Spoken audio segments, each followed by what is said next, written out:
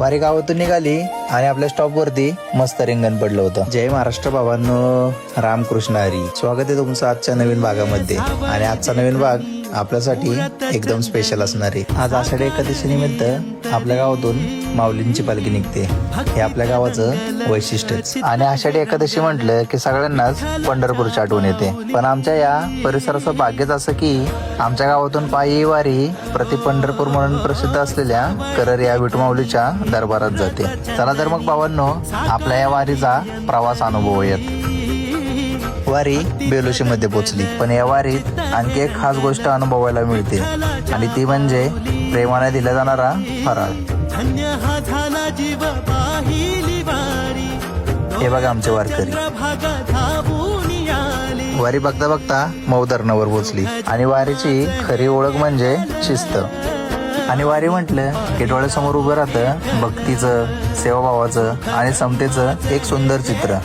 यामध्ये जात, धर्म, श्रीमंती किंवा गरिबी असा भेदभावच नसतो.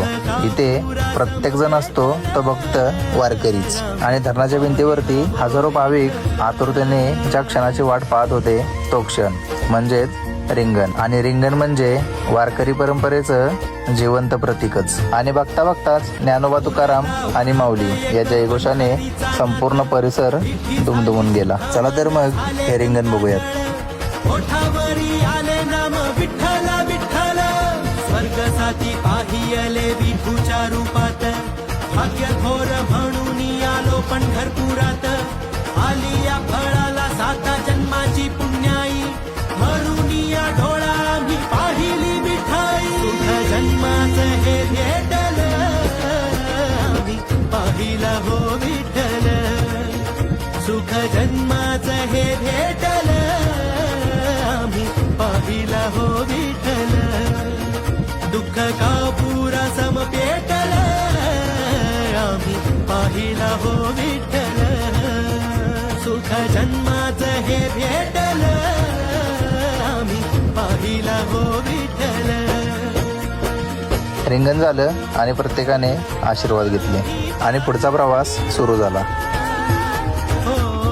हातात टाळ, खांद्यावर भगवी पताका. आणि सकाळी सुरू केलेला प्रवास प्रति पंढरपूरला पोचता पोचता संध्याकाळ झाली. जसे सर्व वारकरी पंढरपूरला जातात तसेच आपल्या भागातील हजारो भाविक या वारीत सामील होऊन कररच्या विठ्ठल मंदिराकडे कूच करतात. हे बघा आमचं पंढरपूर आणि हे बघा भक्तीचा महासंगम. आपल्या पंचक्रोशीतील सगळ्या पालख्या आल्या आणि या ठिकाणी एक मोठं रिंगण पार पडलं.